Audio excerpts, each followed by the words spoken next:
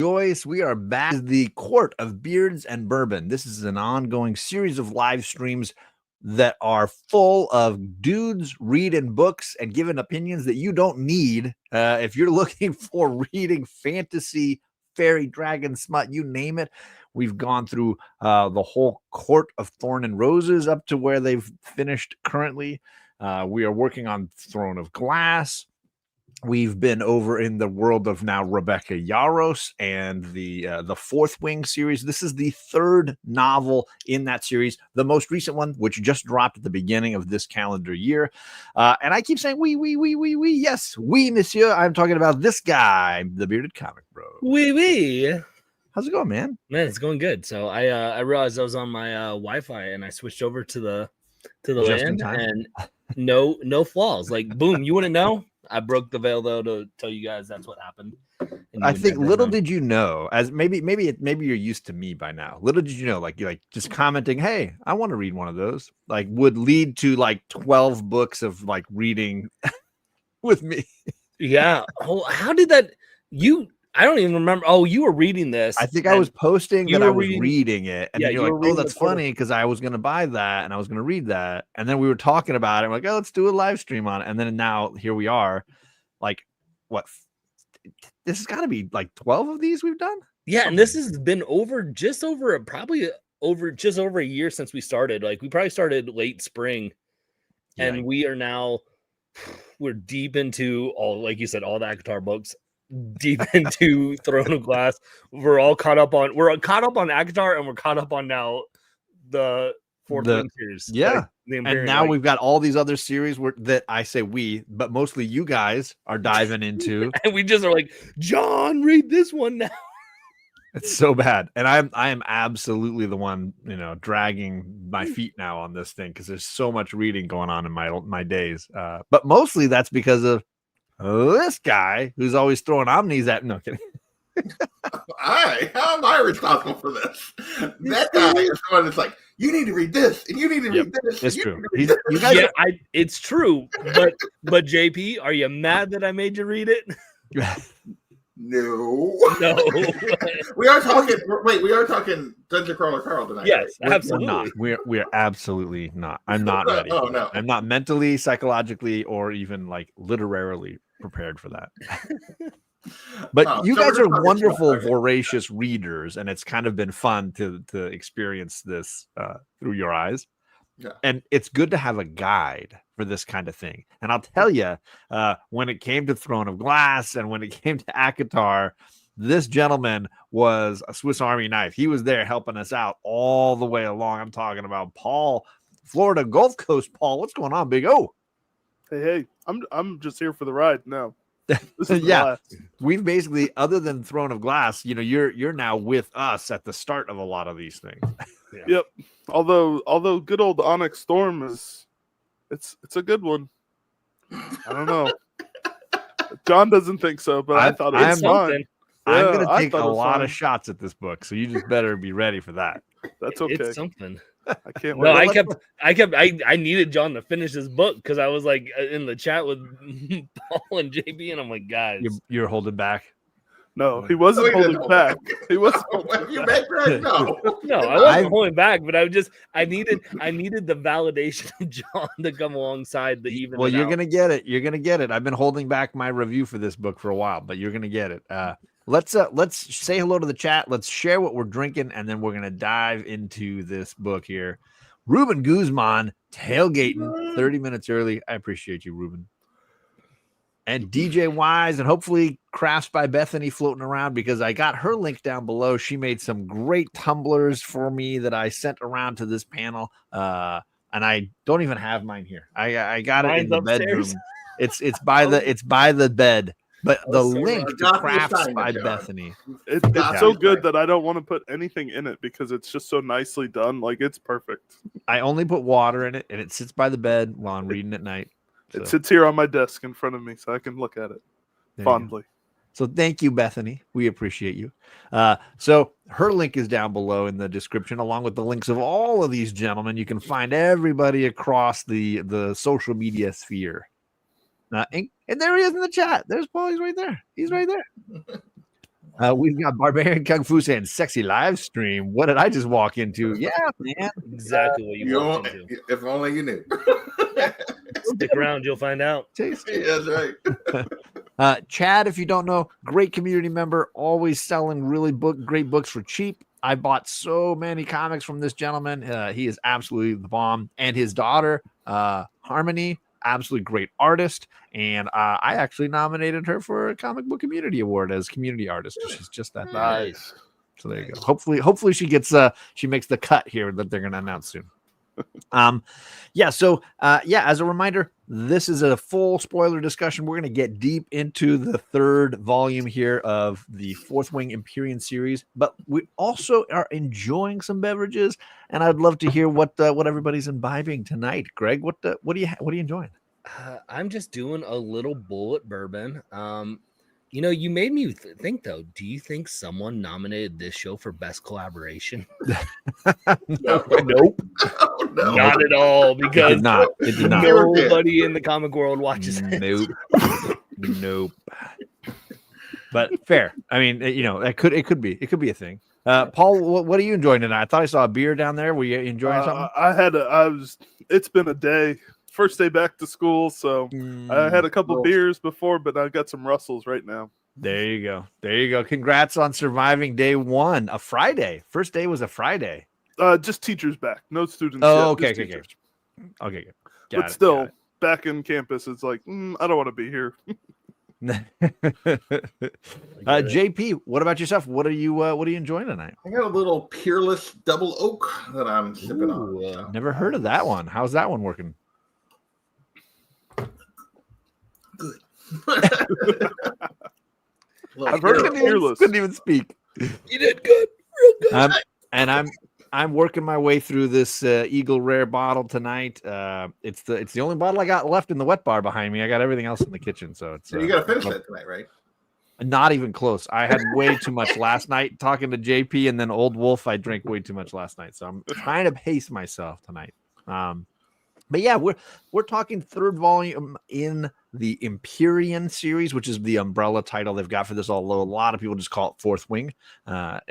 It's a series with dragons and dragon riding, and a school for training child soldiers, and a female protagonist sort of uncovering truths about the world around her and the warring factions that they're dealing with.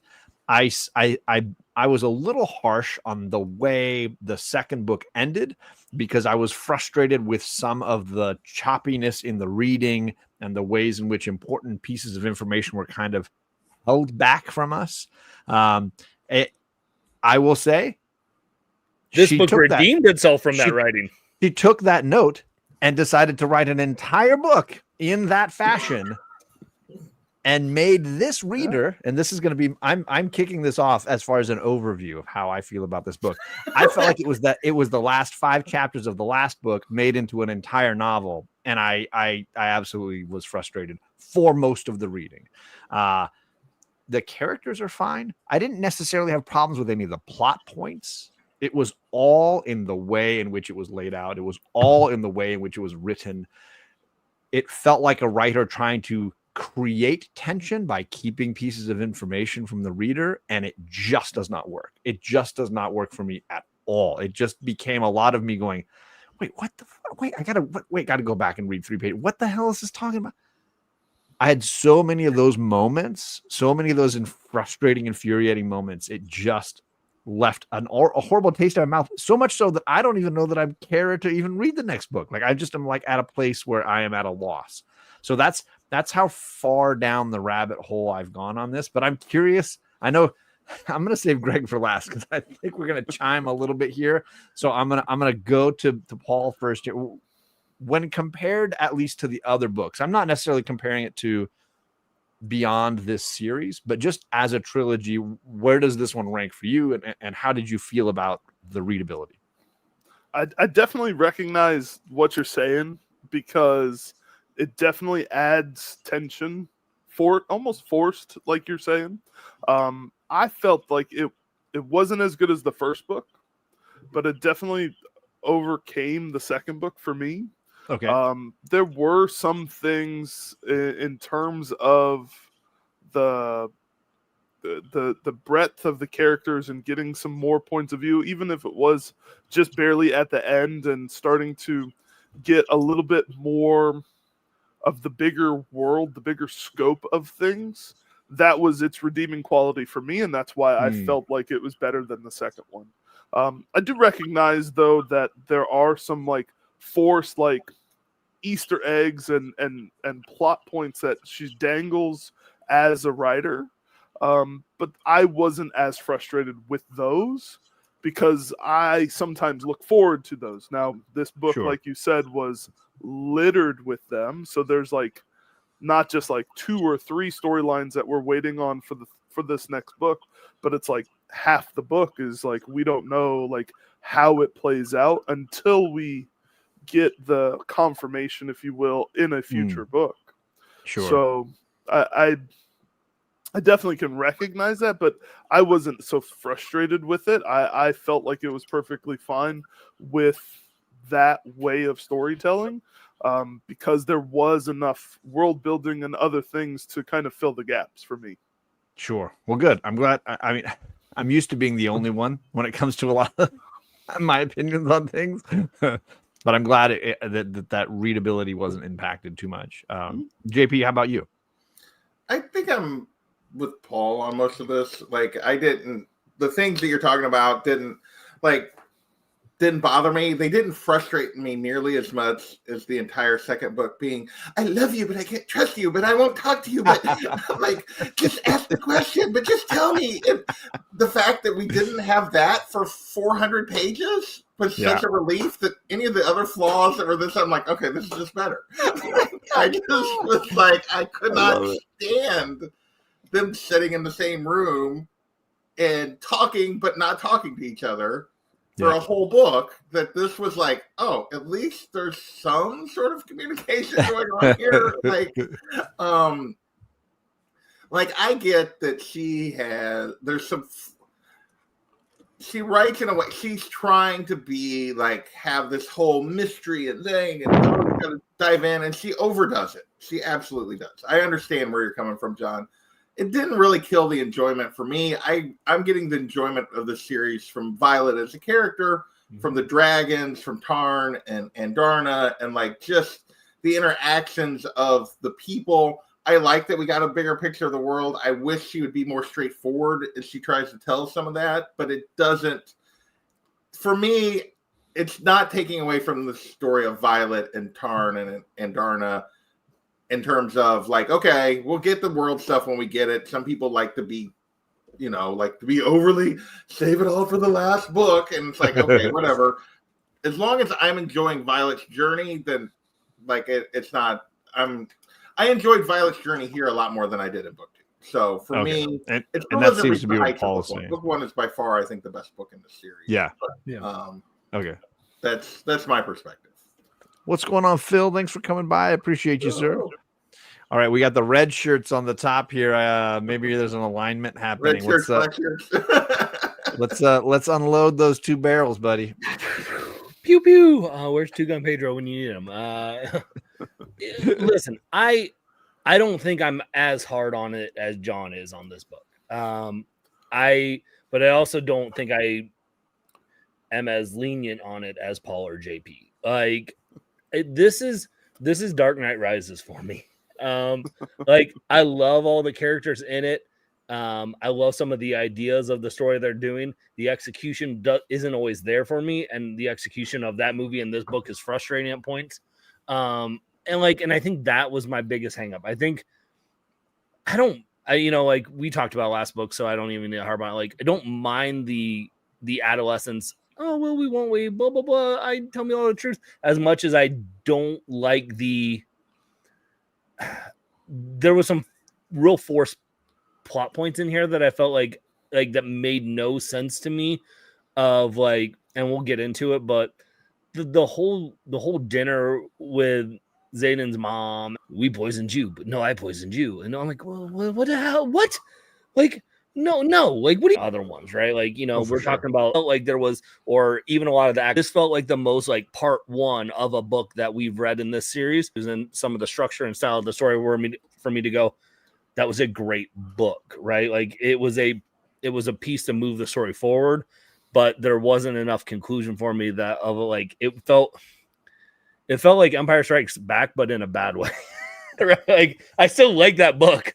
I like that movie. I like your right? Dark Knight comparison way better. But like I like that. There's an end. There's more of an abrupt ending in that. But it still works for me. That doesn't work for me here. That's the only reason I use that one. I mean, I like that Dark Knight Rises comparison because I did come out of the theater for that movie quite frustrated and quite disappointed that that's how they're wrapping up that thing. And obviously this, to your point, is very much a middle chapter. It just feels like it doesn't necessarily have a beginning or an ending. It just sort of is this disjointed centerpiece. Let's talk a little bit about the main characters, because I'm still not sold on the idea that Xaden had to become a Venin, and this whole plot line drives me crazy. So our main character, had a big battle at her mother's Dragon Rider school, or well, not just Dragon Rider, all the academies there. Yeah.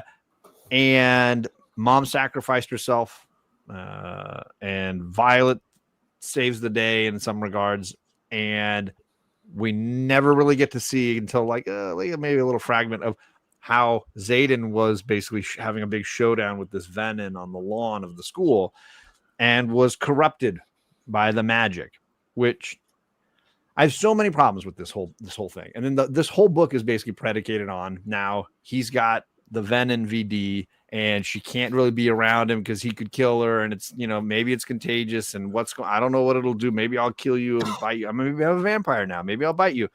There's so many like unknowns built around this. We barely see how it happened to him. I feel like the book barely explains how you become a Venin in the first place. Like it's so vague and so non-specific, and it seems so fucking important that like, how is this not like just basic information that we just have as part of like wanting to have the plot make sense and be dramatic and have weight?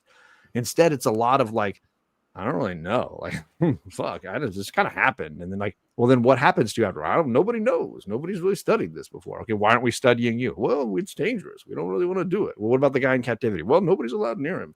It's all just a bunch of like, we don't know, but here it is. And around seems like they could have like a lesson where the teacher sits them down and is like, today we're going to talk how your magic works and why you don't want to do it. They never have this fucking conversation, and they act like it's knowledge that we should just know as a reader. And I'm like, you're killing me here, Smalls. You rob the moment of Xaden becoming a Venin of any power because it's nonsense. Wait, what happened? So who wants to explain to me why I'm an idiot? I would love to explain why you're an idiot. I mean, there's lots of reasons. My X-Men collection is one way, buying is another way. There's lots of reasons. Because I agree with you on this topic. It almost feels like the way Yarros writes sometimes is she leaves information out. Yes. So that way then like you can't see it coming because there's no way to be like, oh, he's going to turn, because there's been there was no class, like you said, of like, this is what will happen if you do this or something. I think there's a lot of truth to this. Like a lot of times that happened, I think in the third book a lot for me in this Onyx Storm of going, wait, what happened? Because you get such limited detail at some point. And so like for me, I don't know. I know he was about to die at the end and he had to do it, but like there was no gravitas to it because it was just like it was like a surprise. It was almost like here's another movie comparison, right? Like this is Ocean's 12, the ending where you're like, it's like you should have seen it coming, but they didn't show you any way in that movie where you could have pieced it together at all. No. And that's the same way here. It's just like, wait, what happened? That happened. There was nothing in the book to tell me that this would happen like this. And so I don't get it. And that's still the Venom is still a big hang up for me. And now I sound like Eminem. No, I'm just glad you're comparing it to Ocean's 12 and Dark Knight Rises, because this is now This is This the how my mind barometer works. line. No, I'm saying I agree with these comparisons. These are accurate comparisons and movies that frustrated me on watching, and I'm appreciative of that. And again, I'll get to I'll find a layer of positivity in the shit sandwich here at some point. You're not going to. Don't lie. But I'm going to start off with a couple of the things that just drive me fucking crazy. So talk to me about Venom, JP. What you know? You're full of crap. You're not going to find positivity. I will. Like I said, I still liked it more than John did. So I still want to read the book more. I see where you're coming from, but like I would originally at the end of book 2 on is to me what they're doing. But yeah. And I get that. And I just beef was destroyed. For me, it was like, and so that was. I get your point. I understand what you're saying. So maybe it's like we were able to ignore the over the years, like weird fantasy stuff, and it's always like sometimes the magic doesn't really make sense. It's not like people struggle to write magic and things that are in a way that makes sense because it's supposed to be like a power, like it's not necessarily supposed to make sense. It's not necessarily supposed to be science. It's got its own rules and all this kind of stuff. So I just, whenever it's like magic rules, I just kind of roll with it because it's like they're always weird.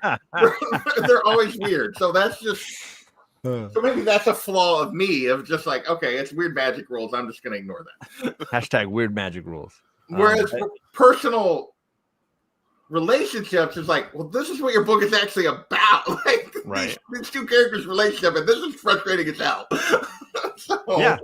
So that was the difference, I think, in the way our perspectives. But if it wasn't as frustrating as hell for you in the second book, would you have been as forgiving to the non-magic tutorial in the third book? I don't know. That's a good question. And Paul, what about you and the concept of the venom and the story that Xaden basically is dealing with? Oh, you're muted yourself. The story that we're dealing with for in this book for Xaden. I don't know. It's a little bit of a mixed bag for me in this regards.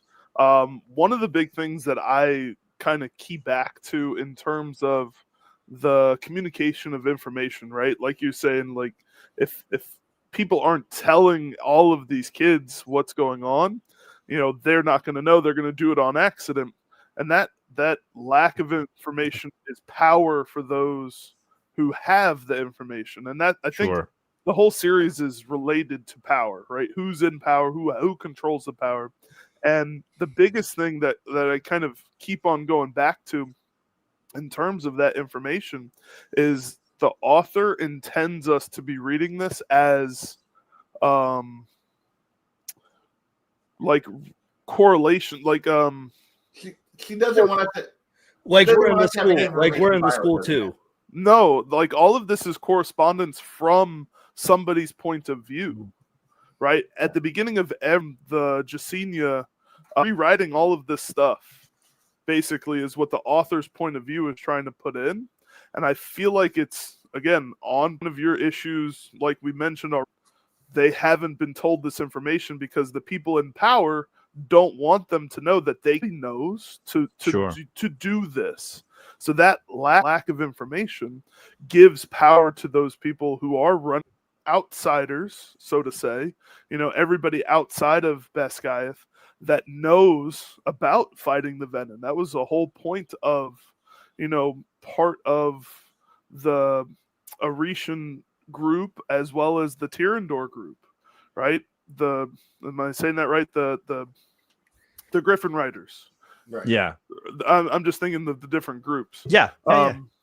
So I think it's like the people in power around Basgiath, around where our main characters are starting from, they have all this info, and they're trying to hold back that power so that they can't, reasonably do that. And I want to add one thing to what Paul is saying is the other thing is, and we've talked about this, is the wards basically make it hard for you to even do that. So even if you try to do it, like you have, like your limit, the ward is what keeps the venom out because you can't use that kind of magic within the wards because of the dragons.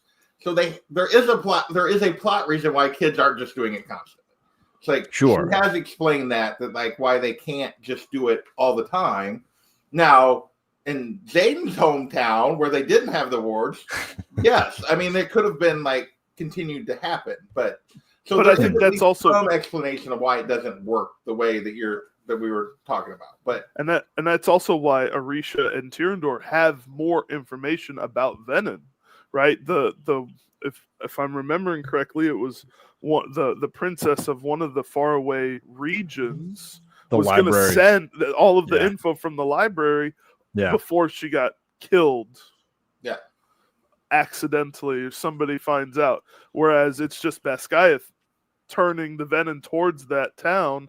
I was like, oh, the Venom wiped them out. When really it was just all of their dragons that came through and wiped them out. Like, who knows what really happened to that person in their library that has all of this information on the Venom that could be useful.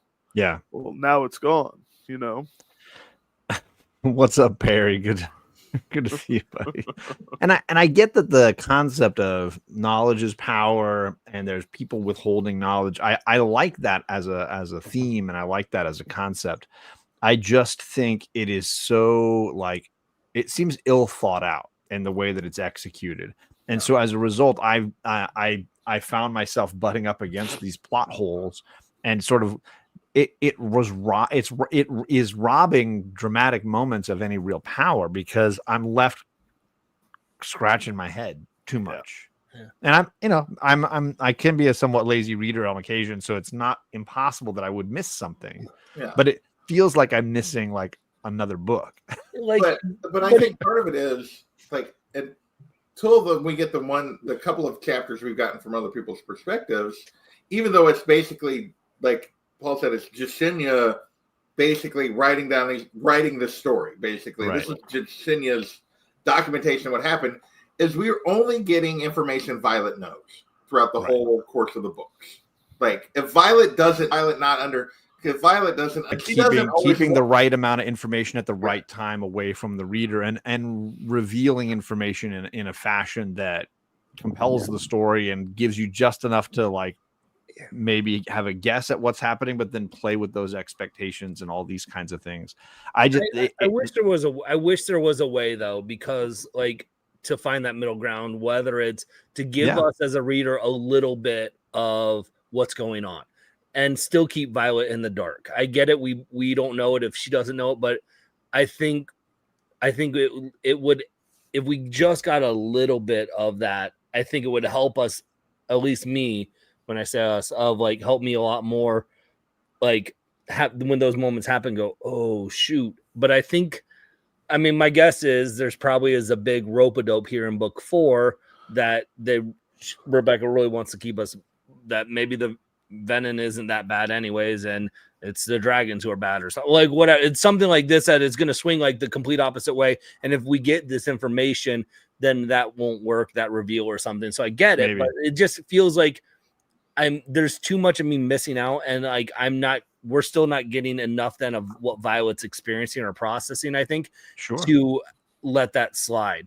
Obviously you can't have everything that Violet is going on in this time frame of dealing with and the information she's getting, because it would be too much. But I think like we have to find some balance in between that, because I'm missing out on moments as a reader because I'm like going, like John said, wait, what's happening? What did I miss? Like, I mean, him turning in the Venom, what in the last book was 2 pages. Like that feels like it's a little bit more of a big deal than that. Yeah. We got Callie in the chat. What's going on, John? I appreciate you, sir. Hope things are going well. And Alec is asking what we're drinking. We went around the horn at the beginning. I'm having a little Eagle Rare, and let's see, a Bullet. Yep. I can't remember these other two. Russell's. And then Peerless. So there you go. I wanted to talk a little bit about the school before we move off too far from the school. I know that this series at least presents itself at the beginning to kind of be like Violet's time in studying to become a dragon rider, and the school where her mother is the headmaster.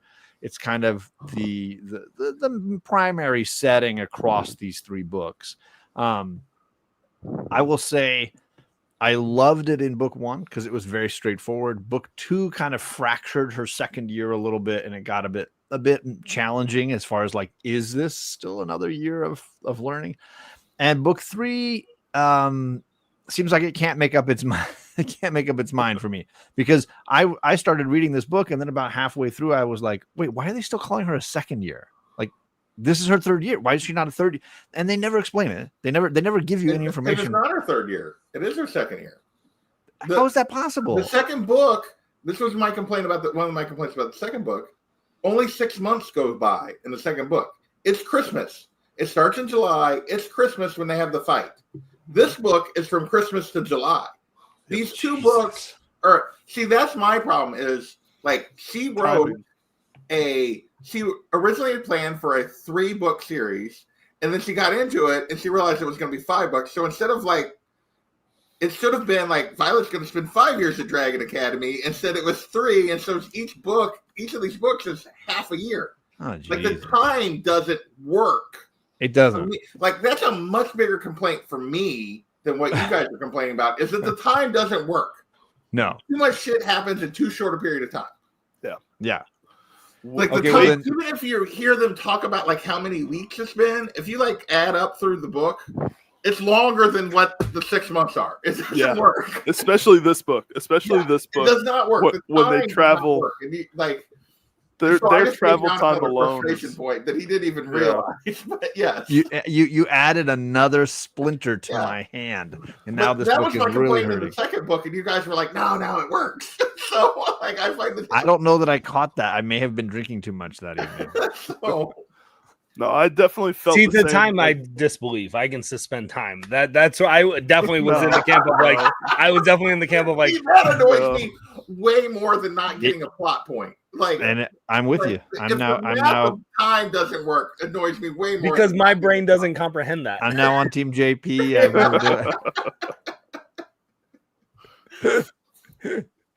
Well, sorry, Paul. I think I interrupted.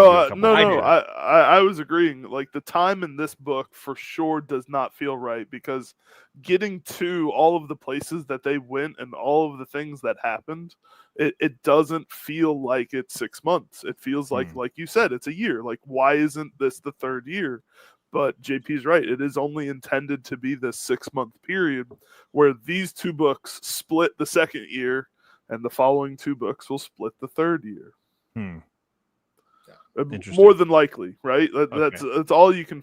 That's all that we can go with off of. I mean, what we know. At this point. Well, right. I feel like John, like, whereas I got super frustrated in the second book with some of the stuff, and I think I was where you're at the moment. And then I was like, you know what? I'm enjoying Violet as a character. I'm enjoying the dragons. I'm just going to take the ride.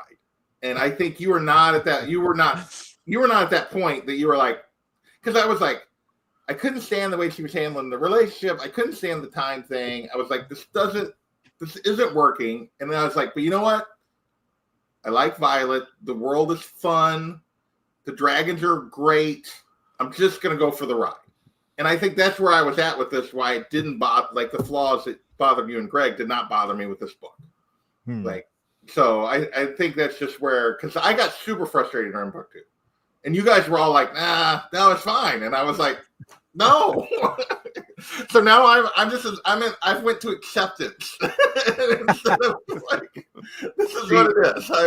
Now y'all have just made me mad that the next 2 books are still going to take place, that the school's still going to be a thing. Yeah. The school shouldn't be a thing anymore. Like, why does Athos's father have any say in what they do anymore? Like, in my mind, he's an idiot. Yeah. Like, that's my big, like, that's the one hang up where, like, the time doesn't bother me as much of, like, why are they still at the school and giving any of these jabronis even a inkling of power over them? When you want to talk about the power shift, like, why are you putting up with these shenanigans just so you can be taking place at the school? So, like, that's my biggest hang up right now is we shouldn't be at the school. We shouldn't go back there anymore. We should be done with that, and we should be where Zayden's hometown is. And as much as I love the school aspect, it was broken down in such a way now that, like, I go back to there and I'm like, you're going back to an abusive home? Like, why do you keep going back to this situation? Because like, oh, you can fix it this time. Like that bothers me more. I think this is where Yarros wrote herself. Like she had a plan, and then she started writing. In the books, the story went a different direction than what her plan was, and she's still trying to pull it back to the plan. And I think that's where you get to this choppy, because the plan was it was going to be 3 years at this dragon school, and then she quickly realized it was 5 books and not 3 because of how much they were going to be, and she quickly realized that like Violet needed her independence from the school in order to learn a lot of these things, and instead of just she's got like they've ditched the school, they're learning on their own. She's still trying to pull it back to the school because that was the original plan. And I think that's part of the choppy thing is the story went one direction as she was writing it, and it didn't match up with her original plan. I do think you get some choppiness because of that. That's just my opinion, having read it. Sure. Like, and that goes off like what was it? Like I saw a thing with the Matt Denneman who writes the Dungeon Crawl Carl series. He's like, there's planners and there's pantsers, and he's like, I don't have a plan. I'm by the seat of my pants. I write it, and the story goes where it goes. And he's like, but there's planners that have full outlines, and like this is where we're going to end.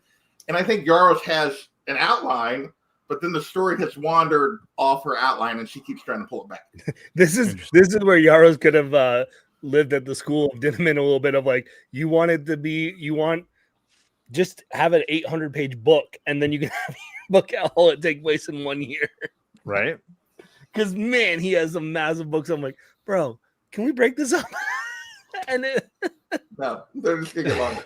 Yeah. No, I will say for him, like to not like just throw her under the bus. Like a writer like him, there's things in his books where he wanders off into these tangents. It's like, okay, this needs to wrap up, like for too long because he is by the seat of his pants, kind of thing. And so there's a flaw to both styles, but I think the story has led her away from her original plan, and she hasn't figured out how to balance that. What's up, Rod? But again, I'm like enjoying it for what it is. It's along for the ride. I get my little bit of smut. I get Violet having a, like not enough. We get I think this is the book where she gets the line where she's like, her and Kat are arguing. She's like, thanks for that. Or like when she tries to like hold it over, like the thing with the tongue, she's like, thanks for that. I mean, it's like, oh, it has its moments still where it's like chef's kiss. Like, there's just a lot of fun.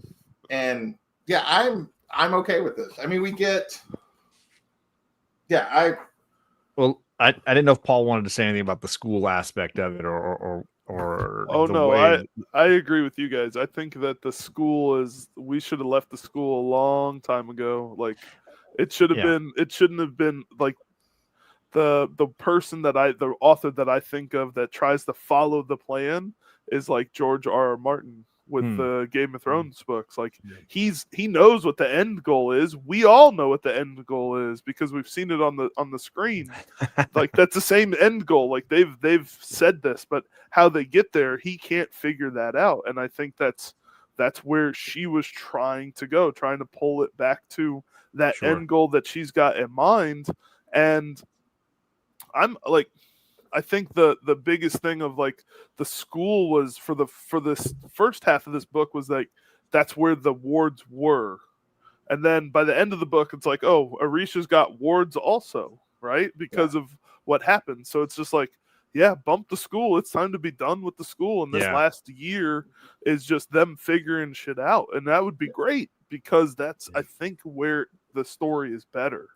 Is them figure at this point, right? First book, it's got to be at the school because that's where and then now that we've transitioned this, book 2 and book 2B, so to say, like it definitely feels like, okay, we can be done with the school, and they are dragon riders now. Yeah. I mean, like it's totally at this point they're homeschooled. Like they still need to learn how to use their stuff, but they're being like it's much more effective to just be homeschooled and be done with it. Like Violet's learning from people. People are mentoring her on how to control her powers and do that. But in terms of the formal, we're going to class. It's gone. It's pointless at this point. They're in a war. It's like, let's just go. And the whole disinformation, not information thing makes it all worse for me because the entire continent now seems to know that they've been lied to on so many points, and it's not like any of their lessons have changed any. It seems like they're digging in their heels, plugging their fingers in their ears and saying like, no. We've been teaching you the right way all along. We're just going to keep doing it. And the kids have to go to class and pretend they're learning something useful when clearly there's an ongoing disinformation campaign. Like, and they're all aware of it. So it's kind of exhausting to go to school knowing you're being taught half truths. And now we got to spend time there. Yeah. But how refreshing is it though to be reading a book now that Paul doesn't know how it's going to end? Like that's one of the biggest takeaways I have right now. Like we are all on the same playing field right now, and that's great. Because like half the time Paul like will say something, I'm like, okay, how's he framing it? Because he knows something's gonna happen. He doesn't know. He doesn't know. To be fair, he doesn't know how any of these are going to end. He just knows where they're at now in their series, right? Because none of these books are done. He knows where Throne of Glass. ends. I thought it's not done. I thought she's still publishing books from that run. Not for Throne of Glass. I don't think. Not for Throne of Glass. ACOTAR. She's doing ACOTAR. She's doing ACOTAR 6 next. I know. I sent you guys that little I thought there was more Throne of Glass. I knew that she had mentioned, but I thought there were still ongoing books in both runs. But okay. No, there was definitely something that was mentioned more recently that says she wants to go back to the Throne of Glass universe, the realm, so to say. But I think the main story is over. It would be something. Main story's over. It would definitely be something that's within the Maas verse, like the bigger universe of all of the stories. Well, I guess the other big thing to talk about in this book is the field trip. A big part of this. I mean, we haven't even brought up broccoli yet. Come on. Quest brought up who? Is it Quest Team? Yeah. Broccoli? The cat they get from that dumb town. How are you not like no, he doesn't remember the cat. He doesn't remember because he's so frustrated that they get the cat on that dumb draw a card and you have to act like you're okay with whatever you get. The cat is hardly in this damn book. What are you talking about? You're killing me here, Smalls. So no, they have this quest because they got to go find Andarna's coven of dragons and wherever they've been hiding out in the world because they've fled. She, as we learned in the last book, is a new species, or at least a far more rare species of dragon that has gone into hiding. And they've got to first study ideas of where the dragons may have gone and then broker deals with unfriendly kingdoms to invade airspace and then go to these places and hunt down Andarna's family.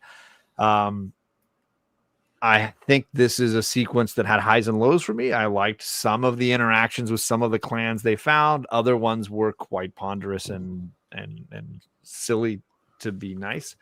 And I'm curious your guys' thought on this because it feels to me like half of the book is focused on this.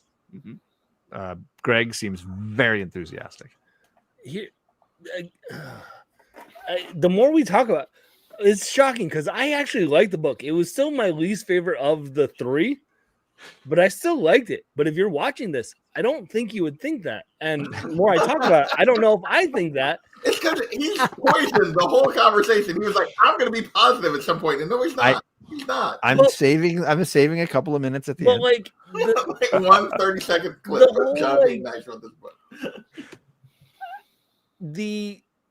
We're going on this field trip, as John says, and then all of a sudden before we go on this field trip, we get introduced that, Violet has an ex who's like the prince, like that we hadn't even been introduced. Like that was the most like, wait, what? Like we're doing this so then now we can have Xaden be all like jealous of her with the cat. Like that felt like the most just like out of left field to bring this into this situation that I was just so flabbergasted that this character existed and that they brought this character in, and that B, that the Violet that I know and love would ever have been associated with that person that was yeah, she would. I'm just I don't know. Like that. Violet has a type, Greg. Come on. She and it's Zayden, and it's not a. She likes princes that have power. She likes. That's both of them. That's both completely of them. two different princes that have power. That's still the both of them. Okay, that's fine. I'm just saying it frustrated me so much, and that was just a really silly plot point because like it was just like it came out of left field for me that it was like, wait, where did this happen, and why was there not hints of this earlier? And so like that also was like, did I miss something? And I'm rereading again because there were, and that's where I think some of the book structure messed me up because I'm like, what is this? So yeah, I don't know. That frustrated me right off the bat. So anyone else can go, but that just bothered me. I mean, the boyfriend was the ex-boyfriend was mentioned. It just wasn't mentioned that it was him, right? And I thought it was just like a funny little thing because of what happened so much in book 2 with her being slightly jealous of Kat in book 2, that okay, it's Zayden's turn to be a little bit jealous of some random guy that he never knew about. We never knew about. We knew that she had an ex-boyfriend, but that wasn't anything like, I didn't feel like it was a big plot point in terms of the quest team, you know, when they're going out. But I thought it was just some like just intended to add some humor into like, oh, not only does she have to worry about him, he's got to worry about her too, because she's had, you know, powerful ex, you know, man, person, I don't know, whatever you want to say. JP, how about you? Well, I thought we were talking about the quest. I mean, I derailed it. Okay, we're on a side quest now. Okay, this is your side quest. Was fine because she talks about how she was like when she was like 15 or 16 is when this happened, and like he was a slightly older guy, and like none of that bothered me. Like, and it was clear that she now saw through the fake part of him that she didn't see through when she was younger, and so it didn't bother me at all. It just gave Zayden somebody to be like, it put her a little bit on equal footing that yes, I've had an ex too, and so whatever. In terms of the quest, this is where like the school thing again doesn't really work because they're letting them go do this, and then but in terms of the quest, like that she has to start with a team that's useless, and she builds her own team, and like, and some of the islands worked, some of them didn't. Ultimately, like, it was really about the end of it for me of like, okay, what are these dragons going to be like? And I thought that was a payoff that worked because they were so disappointed. The dragons were so disappointed, and which is why they left in the beginning, was they were so disappointed in the rest of their kind and the way humans were. And like, so I thought that made sense, that the one dragon did have like, who was from Andarna's clan, like the way he comes back to try to like help Andarna, even though like, for me, that ultimately the way the dragons played out worked. The getting there was choppy, but it was fine. And some of it worked pretty well, some of it didn't. I think the only part that really didn't work for me very well was the Zayden mom stuff. Like the other islands I thought were fine. Like in terms of like different things and different, you know, cultures that they were running into. I thought all the rest of them worked. The Zayden mom stuff was weird, but yeah. Paul, any quest thoughts you want to throw in? I know we're jumping around a little bit. I agree with JP on this one. Like, it was like, even though we don't know what some of the quest items, like the cat and the random stuff that happened, we don't know yet. Right, to your point, again, an open plot. I felt like the Zayden's mom thing was probably the one that we didn't need. Right, it was the lowest on the tier of, in terms of like, if they didn't show up to this island, what would have happened? I would have been totally fine with them not showing up to that one island kind of deal. Right. Well, I had made a joke in our chat like, oh, I bet Violet's dad's gonna actually be alive, and then I was like, nope, sorry, it was Zayden's mom. Dude, we were. I know we were all cracking up, just like, oh, don't say anything because John, just wait. I'm still convinced at some point Dad's just gonna pop up alive somewhere and be like, okay, he's hiding out somewhere. It's at It's gonna happen. So we got Don McMahon is in the chat. He's saying top Illyrians dropped into war games and the Basgiath candidates into the Blood Right. Who comes out alive? Illyrians are all the Illyrians. If don't have their dragons. If the Bat Boys are in the war games, the only way they beat the Bat Boys is with their dragons. And even with their dragons, I still don't think they win. I still doubt that. Oh, come on, Tarn. You think Tarn can't take the Bat Boys? Yeah. Okay. No. I just nope. I'm going Team Reese all the way. Reese-and all the way. Reese Cups. Gosh, I miss talking about Reese Cup. Reese Cups all the way. Like there's no chance. Yeah. So I mean, yes, Cassian's abs do come out on top. That's a great point. JP mentioned the Prince thing. I guess my only issue with the Prince concept for me is we've been spending so much time with the third in line to the throne, and there was no hint that they had known each other and were like really close. Yes, considering. Like, she knew who he was. She knew who he was, but they act like they barely were familiar with each other. They just knew each other. She said she was dating his brother. Like it's super vague. Okay, you just missed that because she knew who he was. She saw through the disguise and knew who he was. But that was all they gave us. Yeah, no, I also John, this is where I am going to part ways with agreeing with you because also like. I mean, if you dated somebody and then ran into like your ex's little brother, like you're still gonna act like you don't know who they are because it's awkward and annoying. I'm fine with that. I just think they don't do enough to show that they clearly knew each other way beyond just recognizing each other. Well, yeah, but she knew. She knew who he was when he had a false identity. He's clearly like she's telling I can't hear both of you, and like she flat out tells him like what to do when he gets across the thing to hide, and like she gives him a bunch which tells me that she knows him and wants to help him. It doesn't tell me how familiar they are. If she was like serious with his brother, it seems like that was not clear enough. If she just knows him and doesn't sorry, Greg. Go. If she just knows him and just knows him, she's not going to make it to a point where she makes sure that he gets across. Oh, I disagree. She's that kind. See, you lose me on this one. Like, yeah, John, you're losing me because I do feel like I think you're way off. If someone comes on with a false identity and she clearly calls it out right off the bat, to me that means she knows him more than that's being told. That's all I'm saying. If you come into this stream going, my name is Peter's top pick comic reader, like we'll go, no, you're John. Like you're John's comics. Like we know that. And then we can leave it, but that to me tells me that there's more there, that they know each other more. And I'm not disagreeing. What I'm saying is for me, the writing doesn't work if either you want them to like have like known each other for a while and you need to give me something, or you can't have this, oh, I had this serious relationship with his brother thing later on. And there's multiple conversations. They don't come together for me. There's multiple conversations in there where she talks to him and clearly knows.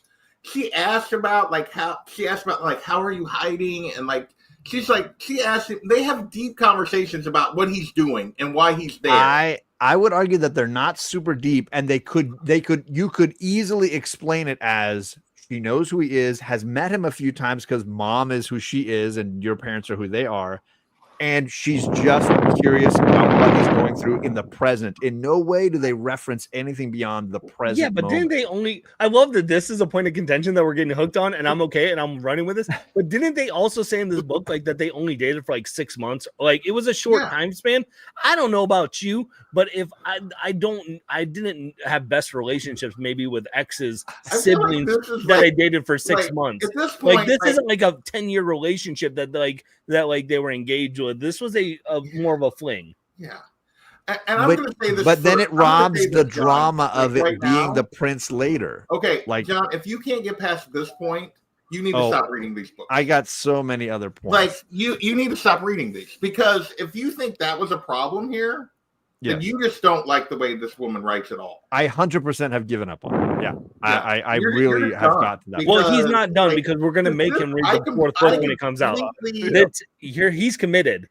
I completely disagree with him on this. I think there's plenty there to show that they know each other more than just as acquaintances. Maybe not, they weren't best friends, but they knew each other more than just as acquaintances. And I think you're way off base here. John, and I feel like there's Swift, it's you. You're the problem. It's you. I feel like they try to make the relationship with the prince seem significant, but they also try to make her knowledge of the little brother seem insignificant, and that just doesn't balance for me in any way. I disagree with that. Then she wants to retcon it with this book in some way, and it just doesn't fly.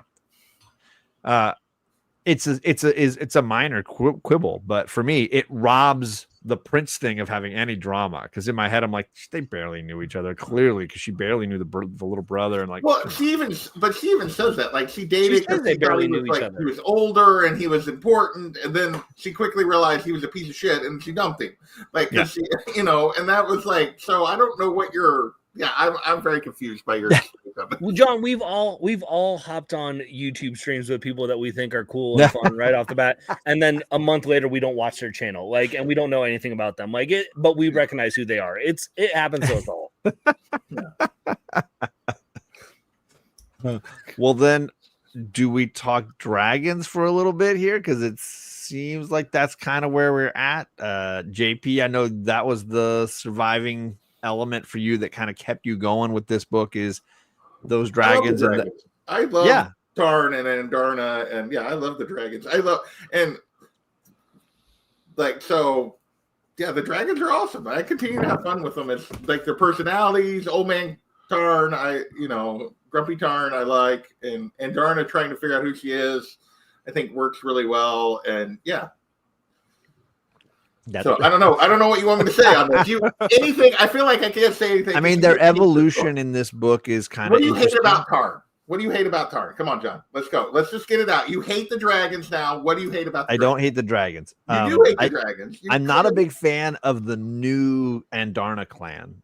I think they're incredibly inconsistent, and they're like, screw you, you've messed up everything, but you should come with us. We'll take you with us. And then we're never going to help you in this stupid war, but we're going to show up at the end and actually help you with this stupid war. And we're not going to explain any of it. Now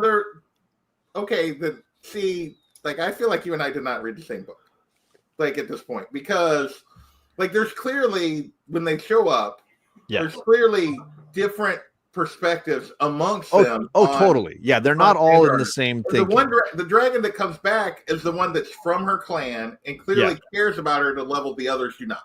Like, yes, and I'll give you that. Which is why he comes back. He's the only one that comes back for her, like, not the others. So he does that for her to try to draw her back to the clan and away from these people that he feels like has abused her. He knows she cares. Yes. So he comes back and does this as a way to I buy all of that sequence. Okay. I buy all of it. You just said you didn't believe it. No, I don't buy the ending when they show up to save the fucking day in the middle of the battle that they just swore they would never become a part of. And Darna shows up. No, the other one's there, right? That one other guy. No, that one other guy. The other one's fucking there. Yeah, that one other guy, like you were saying, the one guy from his clan, from her clan, comes back because he's the one who fires the Orisha. He comes back and fires the ward, and then he takes Andarna and leaves. And then at the very end, Andarna shows back up after she supposedly has left Violet, but he's not there in that moment. So, like, that is complete BS to me, because it's like he swears up and down he's not going to do it, that he only came back to take care of her and to take her away from these abusers, but I'm going to take her right back to her abusers and help the abusers and then take her away again. Final scene, he's there. I've read a completely different book. Like, literally, he's there to collect her. He fires the ward. Yes. And collects her. Yes. And then they leave. Yes. Which is exactly what he promised. When they have the final battle outside the wards, and Darna shows up to help Violet, he is not there. No, he's not there. So where did he come back again after he came to get Darna? They said, we're not going to help you with your war. We don't believe in your war. We're not going to help you. I'm just going to save you from your abuser, but I'm going to follow her now back to your abuser, help you with your war, help you light this ward, and then take her back again. They're incredibly contradictory, and they don't do a good job explaining it. Yeah, you and I just completely disagree on this. I don't feel like you read the same book I read. So gosh, John, you're losing me now, bro. You're losing me. Explain to me how that one dragon. Let's just ignore Andarna. Talk to me about this one dragon and how they're because they give you absolutely none of their thought process. They just expect you to go along with their I'm this way, no, I'm that way, no, I'm this way, no, I'm that way, and it's just like take it for granted. You just said that it made sense when they showed up that the three dragons that show up, clearly have different perspectives on Andarna, right? Like, and two of them are very much like, no, she's ruined. She can't be a part of us. Yes. We're leaving. Yeah. He lingers because she's part of his clan and he cares about her because she's part of his clan. Yeah. He says so. And then, but he's like, I'm sorry. He goes with the other dragons initially. He then comes back for her and says he fired the ward. He came back for her. He's like, I did this for you, so that you would see that, like, yes, we do care about you. We want you to come. You can learn to be one of us, but you have to leave them behind. But I have protected them for you. And he's like, I did this. I protected them for you so that you could feel like you could leave and come with me and actually learn our ways. And I don't think that works at all. I thought that worked. I didn't have any problem with that. I had no problem with the way they talked to her on when they talked to her on the island, and they talked to her that way on the island. The other two do. The other two leave, and he has a moment with her where he talks to her after they've gone. Yeah. And that's the moment that works for me, where he's like, look, I want to make this work. I want you to come with us, but I don't believe in your war, and I'm not going to help you. And then the dude just fucking shows up and helps. It doesn't work. And when he talks and takes her away, it still feels like a writer trying to force a plot point that just they didn't set up. And again, they don't give you any of the information. She doesn't give you any. Mine's sleeping. They don't give you any of the information. They don't even show you firing the goddamn ward. Let's leave that whole fucking part out and just have it like we're supposed to understand that it's happening, but it's like they're not setting it up. It's exhausting, this kind of style. Okay. I don't know. But yeah, I like all the other dragons. I like it's not the characterizations. I would have no problem with the dragon doing what it does if you set up who this dragon let me know this dragon a little bit. But I get like you want a flashback. You want a flashback where give it to me in the fucking moment. No, I'm just saying, like, you want to, if you're gonna at least do it the way you're doing it, you want at least a little flashback of where that dragon did something to the effect where it justifies him then going and digging into his consciousness. If he doesn't interact with Violet any more than in those two scenes, where are you getting that from? Because it's only Violet's perspective. I agree. So the writer needs to write a fucking better story to fit the dragon with Violet if that's what you need. Because the way it is, you've cut out the stuff that you need, and you've left me with nothing that pieces it together. At this point, I don't agree with you. Like some of the other stuff I agreed with, like the Venom stuff I agree with, so I don't agree with this. Oh, the wishy-washy Andarna dragons that was a big one for me, and I'm still like frustrated by the fact that they cut the stuff that they needed. But okay. All right. I'll definitely have to reread Don't that. worry, though. John has mentioned that he's going to give some praise to the at some point. Again, we are 3/4 way through the book, but we're an hour in, and John has said not one nice word about anything. Before we go past anything else, I will say I do like getting some other perspective of the dragons. Even though I slightly agree with John, I'm still with JP on this one. I felt it was totally fine. The Irids, which was that other group, the Andarna group, they were a little wishy-washy. I'm with you on that. And I thought it was totally fine that the one dragon who felt like he was the one who was like willing to help the cause actually came and helped the cause. I'm totally good with that. But like the other stuff with the other dragons, like getting some input from Scale, which is Zayden's dragon, and then getting some input from Riddick's dragon, who I can't remember her name at the moment, but like getting a little bit more dragon stuff, I enjoyed too. Like I'm all about getting the dragon politics, which we'll eventually get to, because there's some stuff at the end that like we haven't talked about yet that again, an open plot point, unfortunately, but it's going to be interesting to see how it ends up.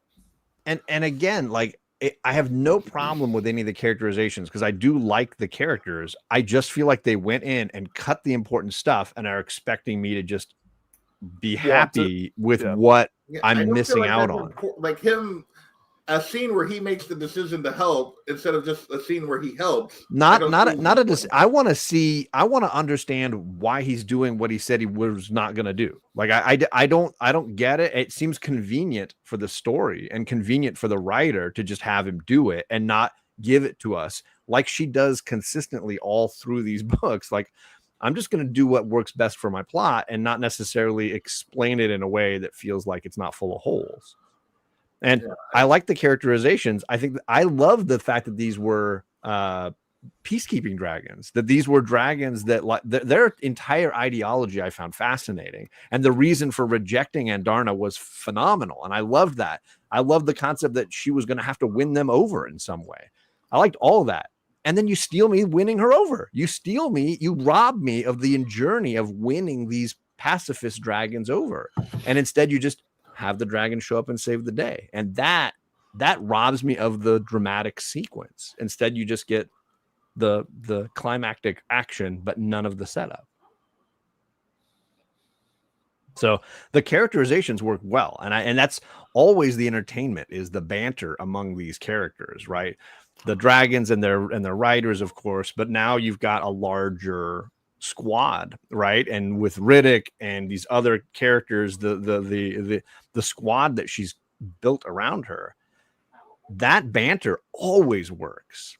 It's just like a film where they've cut out sections of the movie, and I'm frustrated that it feels to me like the most dramatic and weighty stuff is what's on the editing room floor. So what John is essentially saying here is release a Yarros cut. Yeah. No, honestly, I don't need more of her writing. I really don't. Because the Schumacher cut, then I don't know. Yeah, right. Jesus.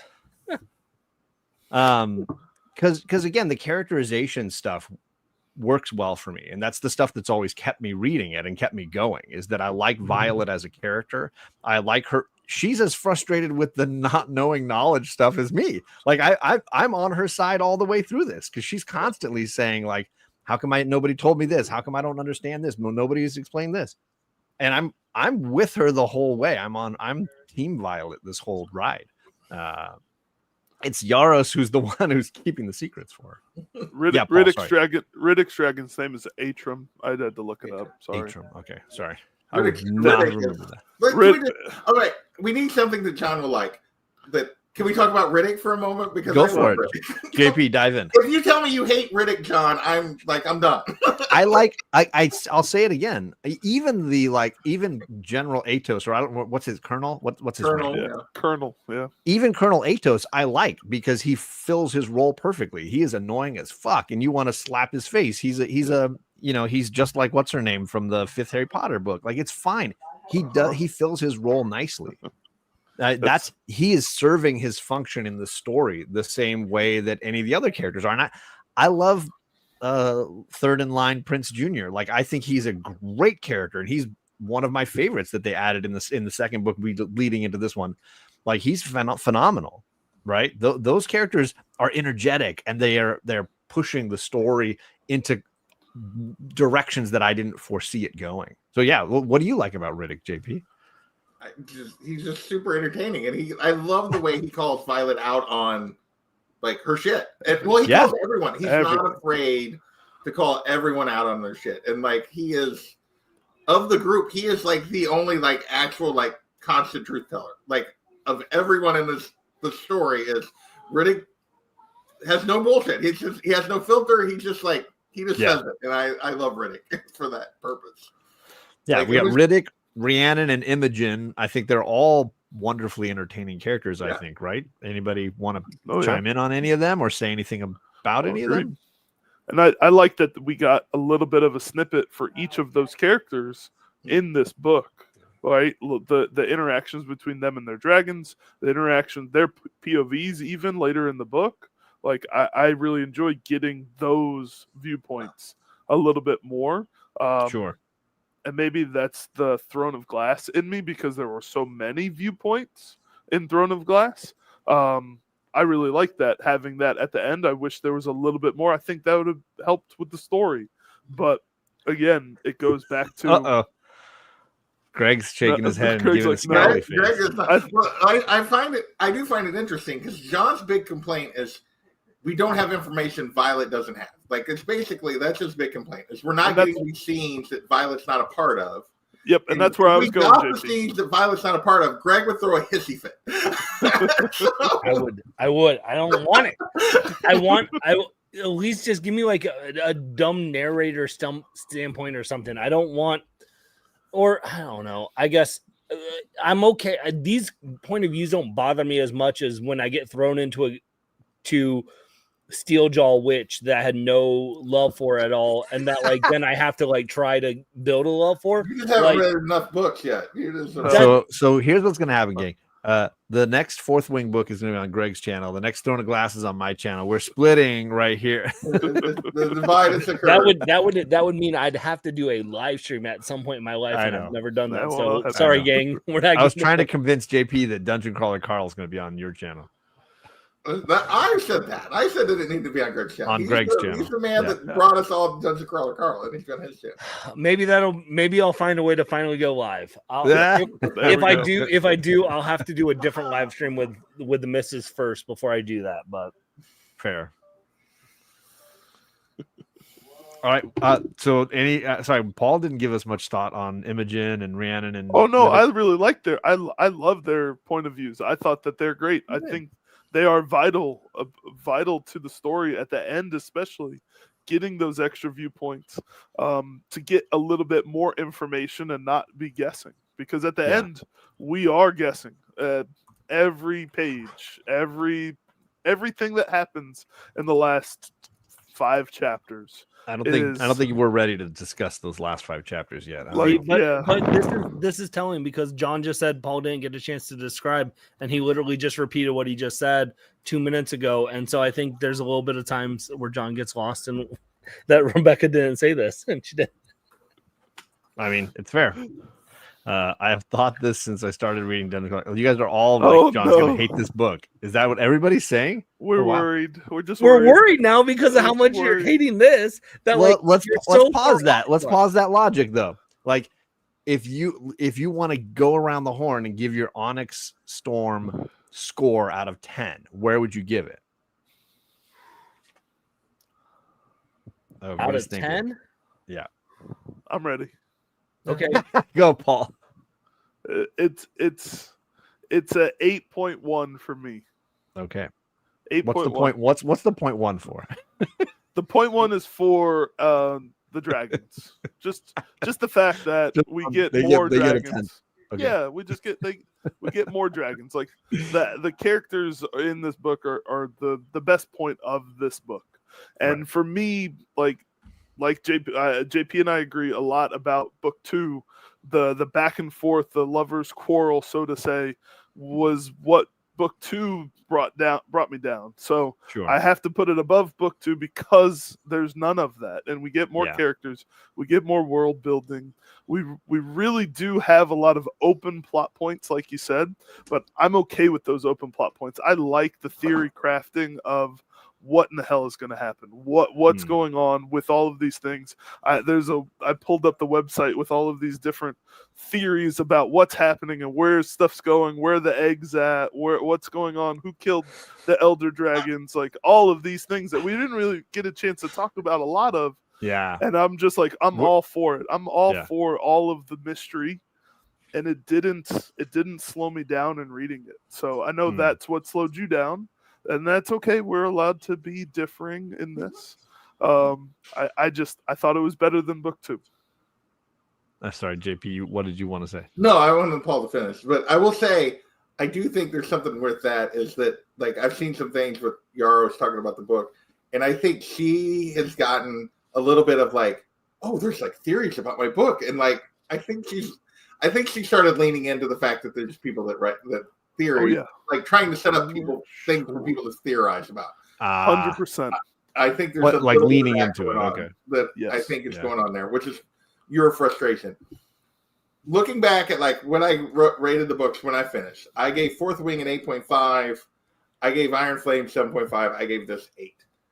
I think those are still basically where I'm at on these 3 books out of 10.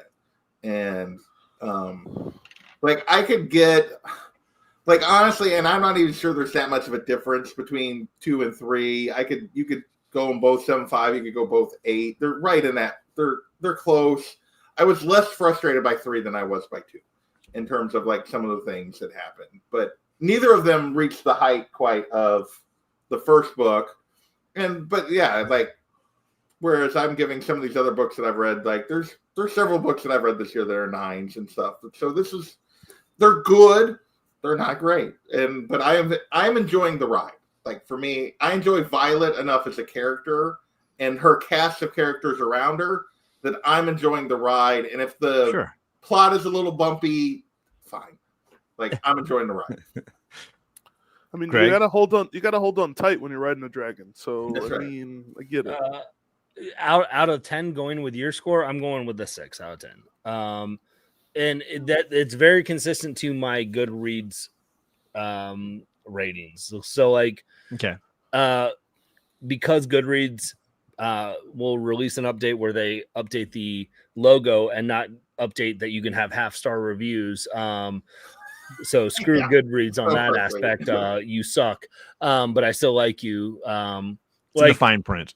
Yeah, like fourth wing is what, like, because you can only go full star reviews on Goodreads. So like for me, it's always like a 3-star review on Goodreads is I enjoyed it, but it's not up to a 4-star. And like so, Fourth Wing would be a 4.5. Iron Flame was a 4. This would have been a solid 3. There would have been no half. So like to put it in like to that perspective of like Fourth Wing is still top tier for me. I enjoyed Iron Flame more than this.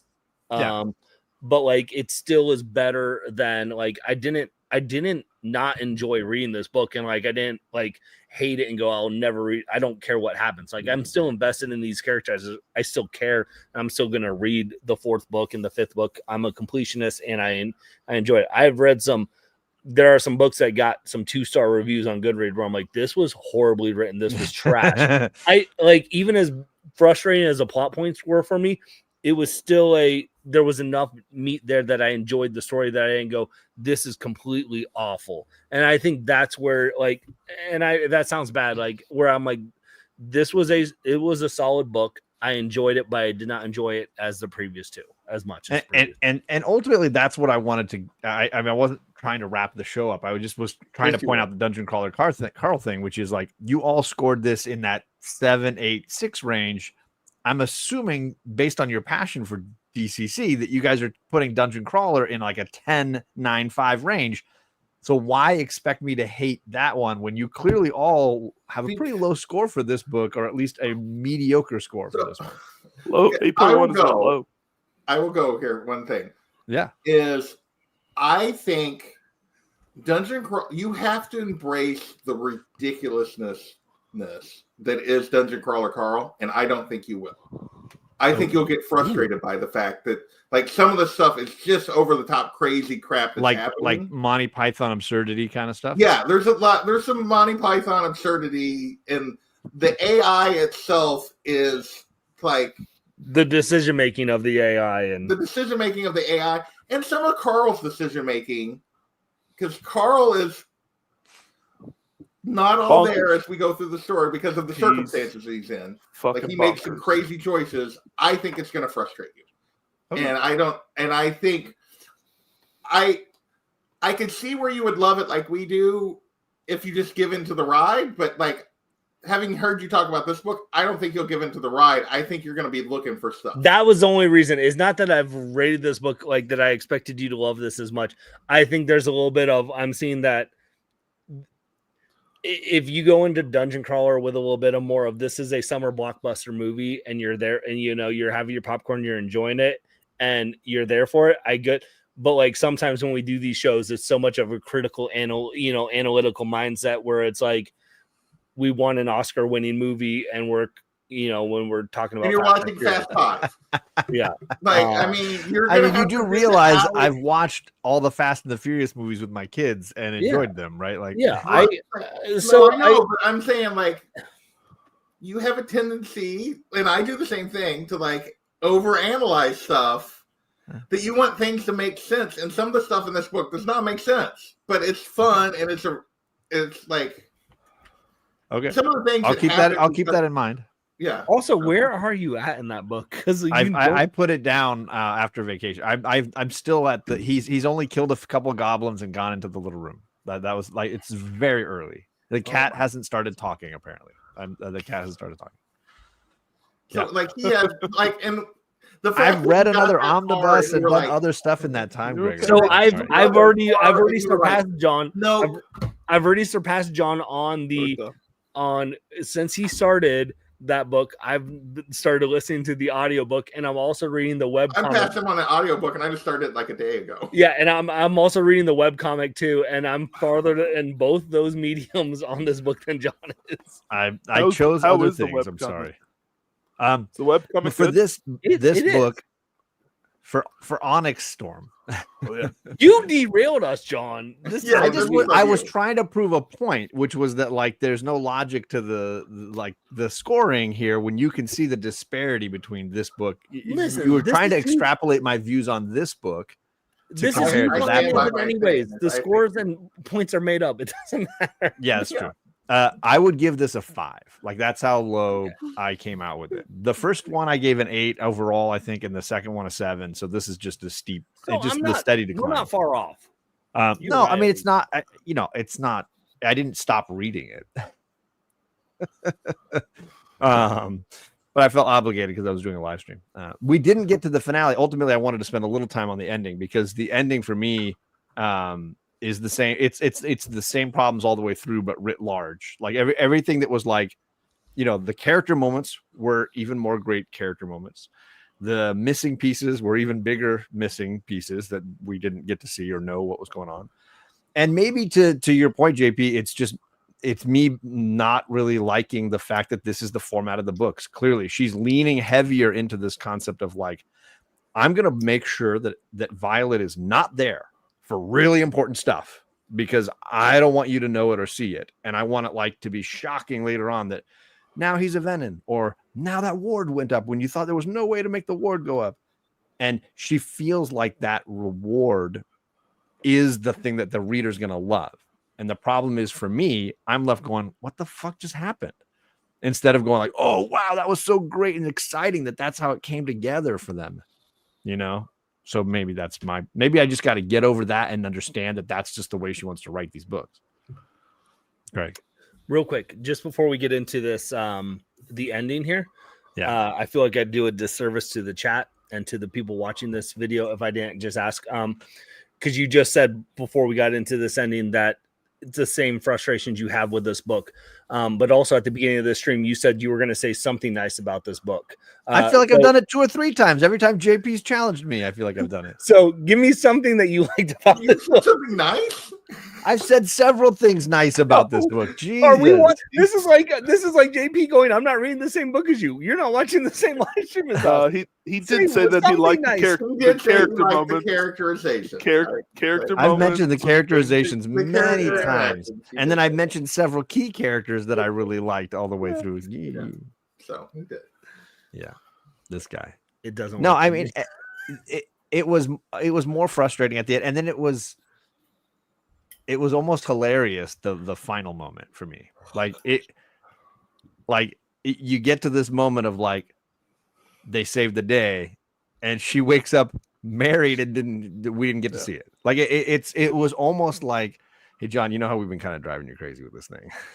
We're gonna get this whole fucking part out, man. Hold my beer, John. Bitch. It was almost like a comedy of errors to me when I read the final bit. I was like, are you shitting me that's how this book ends? Like, holy crap. I could not believe how that finished out for me. And again, we light a ward and have no clue that what was going on with that. Or how about this one? Okay, this one. Okay, last big one I'm going to mention, And this one may be the as far as like ruining the last. We spent an hour and a half on this because it's just been John bitching. It is. I hate this fucking book. I really am frustrated with it. She has this big moment, right? They know the Venom are coming, the city that they're going to attack. We've got to figure out a solution. And everybody goes to her and they say, look, we know you want to save the refugees. We know you want to save the city. We know you want to kill the bad guy, but you can't do all three. You got to pick one. And they fucking do all three. So like, fucking explain this shit to me. Like they tell her, you have to pick a strategy. What do you want to do as a leader? Because we can't save all these things and do all these things. She picks one, but their plan is clearly to do all three. So what the fuck is this big dramatic discussion they're having? John, explain that to me. Done. Do it. I've explained a lot of this book to you in movies. So I really hope. Let me do Please. this again. This was exhausting to me. There's a movie that you and I both love. Okay. Where the climax of the movie says, you have to choose between two people. You can't save them both. Is this Spider-Man or whatever? No, you can't. You know what save them both. Is. And I legitimately favorite movie. And he did. Lo and behold, yeah, he saves both. He saves both because Batman can save both. He can save both Robin and Dr. Chase Meridian because that's who he is. Can I tell you the difference though between those two? Wait, before you go, there was only two, not three. I just want to say one thing. Yeah. Well, I mean, there's lots of differences, but yeah, that's one. First time reading a hero story where they're like, it's an impossible choice, and then they make both things happen. No.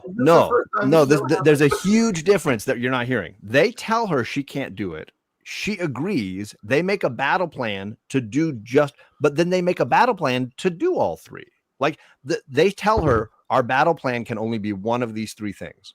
Either we kill the bad guy, we protect the refugees, or we protect the city. And she's like, yeah, I totally agree. We got to pick one.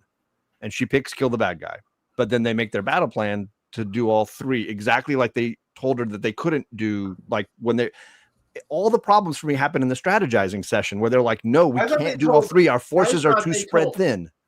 And then she sends people to protect the refugees. She sends people into the city to protect the city, and she sends herself. So she divides the forces, even though they tell her don't divide the forces. Oh, I don't disagree with you at all. This stream is just turned into it's stupid. Like, why? How is this dramatic in any way? The writer wants you to feel like, oh, this is a really tough decision. She's got to decide one thing, and she picks one thing, and then they're like, no. She still sent the people to go do the other things. Like she did all three. No, the ending was horrible. And it was like, what the fuck? You just spent all this dramatic planning time telling me that she couldn't do all three and that she couldn't divide the forces. And then they just divided the forces. Like it was so, it had no dramatic weight at all to any of it. And it was like, why? Like they sat together. They said, you can't do all three. We don't have enough dragons. We can't do all these things. So you got to pick one. And she agrees. Yeah, we'll pick this one. We'll kill the bad guy. And all of a sudden there's like dragons protecting refugees and dragons rushing into the city to help the city. And it's like, you just all agreed, every single one of you in this battle planning meeting, that you couldn't do this. And then you did it. And then it was totally successful. Like it was going to work all along. Like what the fuck? I feel like I need to reread that thing. Can someone explain this to me? I can't, because I agree with you. The ending was frustrating for me, but I saw an opportunity to bring up Batman Forever, and I brought it up. So maybe I just didn't read it the same way I should have read it, but it seemed like that was the whole battle planning. They were like, no, you pick one. She picked one. They all agreed we're gonna kick this fucking. And I was in for it. Like I was like, oh, this is gonna be crazy. They're just gonna like hit the bad guy hard and fast, and it's going to be a big brutal battle. And then imagine if the little like Andarna guy shows up at the second and puts the ward up and like, oh wow, we didn't think we were going to win. This was a death shot. We were just going to kill this one guy and rescue whatever and just do this one thing. But then it was like, no, we still divided our forces, even though we said we weren't going to do it, and they're still all over the place. And I don't know why. Like I was lost. Paul, you feel like the voice of reason. Please reason with me. Guide us through this. On this one, I don't really remember focusing in so much on the planning aspect of all of this.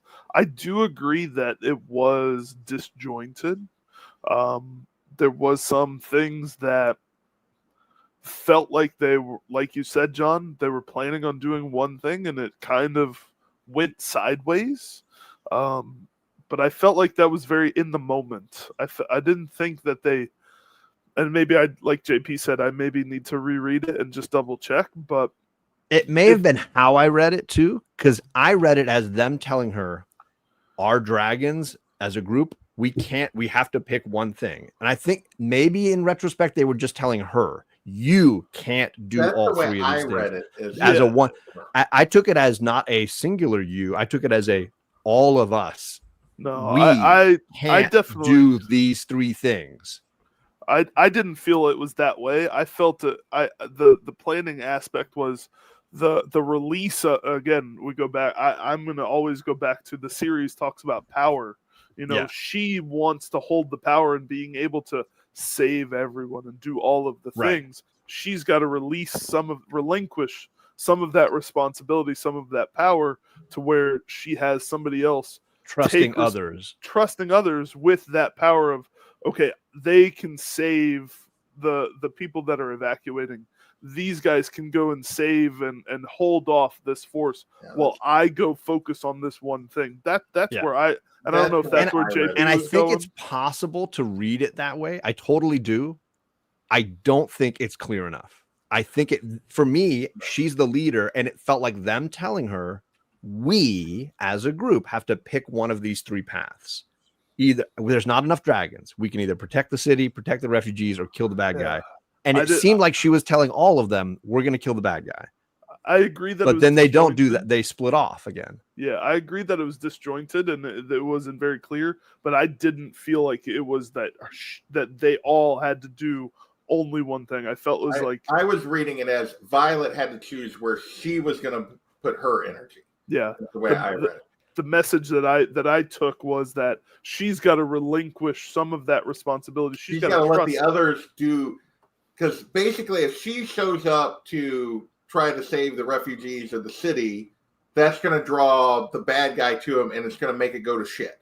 So either you have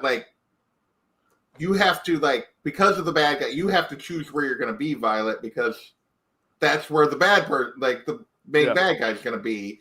And she had to make a choice to let them do these other things while she dealt with this person. And I just think they really wrote this. And I went through and looked at the scene closely because I was like, oh, this is the strategy session. I want to understand. And it read to me very clearly like she was telling the whole group of dragons where they were going to be. And then later it just seemed so easy. Like, oh, no. We should have just divided up like we did all along. Like for me, it felt sloppy. And then of course, the hand of God comes down and turns on that ward, and it's like, the ward was already on at this point, mind you. Like, again, you've got two different battles that you keep confusing with when that dragon. The one that Andarna's little buddy turns on is while they're in the big final climactic fight. The one that happens earlier. She's without Andarna for a while before the final battle. You have confused two different scenes. The Irid guy took Andarna well before the final battle. Yeah, and he turned on the ward when they were first. Andarna shows up again at the final battle. No, he does not. No, Andarna does. Andarna does. He does not. At the end, right. Yes. He does not. And then the guy comes and takes her there. The guy comes, he's there. No, where did you read this? I'm so confused. I don't think there's a battle earlier when the wards are failing and they're coming across the border, and then they all die, and he shows up that he lit the ward. He takes Andarna. He and Andarna leave before this final battle that's in a city that's not in their territory, that's in Cat's territory where they're trying to get the refugees. He doesn't come back for that. Andarna does at the very end. You have confused those two scenes, and when they take place. I'm not even remembering a second battle. So for me, it's like the end is one giant battle. Like she fights the Venom while they're rescuing the city and the people are retreating. No, you've Andarna leaves.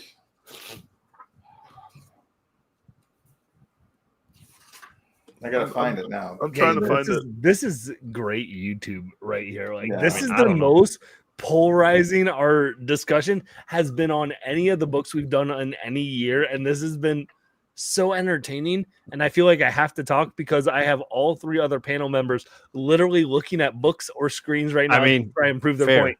And I think it's great, and I think it's fun. And I'm just here for the ride right now. Yeah, so like I'm looking for it. Oh, JP found something.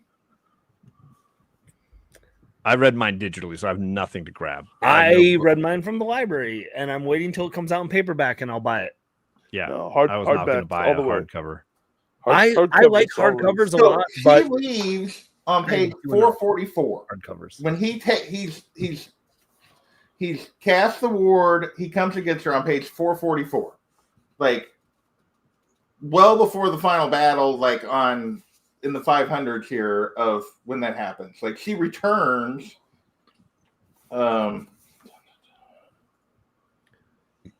Let's see. When does she show up again? Well, JP looks for that. Real quick, I do have to defend my honor here. I like hardcovers too, but when John and I were in Portland, we bought the paperback. And so now for this series, I'm getting the paperbacks for this because I can't have a paperback and then a hardcover. It's going to frustrate me. So whatever I start the series in, that's what I get. So my Crescent Cities series, the last Crescent City book is only in hardcover. Yeah. Well, and that's what's going to be now that we're caught up. Yes, I'm going to have now the fourth wing book now in hardcover because I'm not going to want to wait. And Darna reappears on page 518 when she's fighting Theophany. Yeah. And like she reappears by herself. So when did they leave? What was that for? What? 444. That was after the temple sequence in the other city. That was after the temple sequence outside of Zane's hometown. He fired the ward. It caused all the venom to have to fall back. And then they went to try to... The final battle is in a city outside of Zane's and Kat's territory where they're trying to save refugees. Yep. So there's 2 different fights. And then... But Andarna shows up there too. She does. Yes. She shows up right at the end for like 2 pages, and then she's with her at the end of the book. But she shows back up by herself. She leaves. The guy comes to get her. The other dragon comes and gets her after he fires the ward. She leaves with him. Violet thinks the connection's broken. Like the connection's broken. She's not bonded with her anymore. Like she can't hear her. She can't talk to her. Nothing. Yes. Yeah. And then she's fighting. Her and Tarn are fighting Theophany. And then she's losing. And she sees Andarna show up by herself to protect her. Yes. And that right at the end of the fight. But the guy never comes. The other dragon never comes back. He doesn't take her again at the end of that sequence? I thought he was there. The end, Andarna is with Violet, like, because Tarn is resting or whatever. When Violet shows back up with no memory, Andarna's right beside her going, like, I'm not going to let them burn me. I'm going to skim read that bit again because I could have sworn the other dragon showed up there too. He did not show up again. He did not show up again. Craig. Yeah, I mean, yeah. So that's why you were like confusing me the heck out of me when you kept saying that part because I'm like, sure. And I freely admitted earlier that I was to a place at the end of this book where I was probably reading faster than I should have, but at the same time, like it was missing all these pieces that it was like I was completely lost and frustrated. Like, so much in your defense, when I was getting to the end of this book, I was also reading fast. I feel like. And I then go, wait, what happened? What did I miss? Like, wait, how did she get married? Well, they don't tell you. Yeah, that's completely. They don't. I get it, but in John's defense on this one, there are times where I go, wait. I feel like my biggest issue with this all of these books has always been, it is like with, and I don't want to compare it to Akatari but I'm going to, like Akatari, like the last 100 pages is going to go buck wild. Yeah, but you're going to get all the information. You're going to get all the information. I feel like Yarros is like, hey, there's 30 pages left. We're going to go buck wild. And then you're going to get the information in 2 pages. And you go, wait, what did I miss? And I think we saw that in Iron Flame. We see that now with this, where the last 10 pages, you get 60 pages worth of writing in those 10 pages, and that's the my biggest frustration of these books has been how the book ended, because it felt like I've got to just cut it off here because it's long enough and it hasn't had time to breathe. And I think that's been my biggest frustration. And ultimately, that's, I think, in keeping with mine. It just feels of that. That's definitely been the impression I got, and it got worse book to book. That writing style amplified each time. It got bigger. The ending, like Fourth Wing was the most I forget if it was JP or Paul who said like there was a plan, and then it was like, oh shoot, we need to add to this. Fourth Wing was the most like thought out plan. I know how I'm going to end the book. It's going to give you what you need. Where now it feels like the end of Iron Flame and the end of Onyx Storm here. We're going a little bit of going, oh, I need to wrap this up and give you just a little like hook. So you're going to be hooked in that we have no idea why this is even a thing. And that to me is frustrating writing. Yeah, but I honestly don't feel like it's just the end of this book. It feels like it's all the way through. No, you're this right. one versus I the think end of the second it's book. highlighted in the end. I think you're right. It's amplified for but sure. It's amplified, highlighted in the end. Oh, for sure. Yeah, 100%. Did I miss anything else that anybody else? What else did you hate? I mean, like, what else did you hate? Come on. Now, again, it was really just one thing. It just happens time and again. The idea that she's going to leave stuff out and hope that you pick it up and hope that it means something to you or has dramatic weight. And for me, it robs dramatic weight constantly. And that's my frustration. Is it like, I feel like I don't know what's going on half the time. So it can't have drama when I'm just scratching my head and trying to reread pages constantly. It's a writing style. It's not even plot points. Like all the plot points could work if you set them up, but they're not set up. They're just cut. And then you've got to piece it together and make a bunch of assumptions about things, you know? No, I agree with you, John. I think the plot points definitely, like Greg said earlier, she leans into those plot points, those empty plot points. So I think a lot of the storyline is based off of, the want to figure out what is going to fill this plot point, what is going to fill this gap. And my question would be to kind of counteract this is if these book 2 and book 3 were one full book and a little bit cleaned up, just a little bit cleaned up, would you feel better about that being a bigger book, a bigger story, all in one, compared to 2 books that have been split up? If it was cleaned up, but I can't be the ending of both those, there has to be more story point for me to do that. Like that's a tough question for me to answer because the writing aspect of it hasn't been there, right? But like to go to that point of like, if you want, right? I'm not a writer, so like this feels like the most like asinine thing for me to say because I had my wife help me with a reference letter for a student today because I can't write. Like that's where I'm at. Like so, like I'm like I need help. I can't write. But for me, it's like just tell the story you want to tell and don't be confined to making it fit the page. These books have felt like they're being confined to like we got to wrap up at this point, and so I'm going to speed up here without giving you any length there. If you need the book to have another 60 pages, screw your editor, screw your publisher.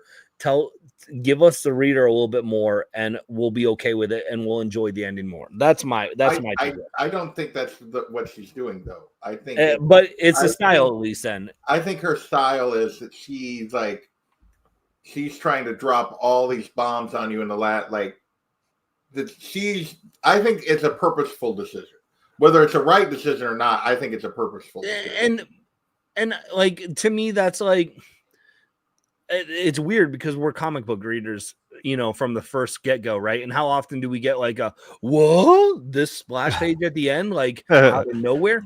But you don't have to wait a month to read it, and then at least it at least a month later, like there's going to jump right into why you had this. I feel like if this book picked up right off, these books don't seem to address the cliffhangers right off the bat of where they ended, and I'll be curious to see book 4. So that's, I think for me, maybe it is.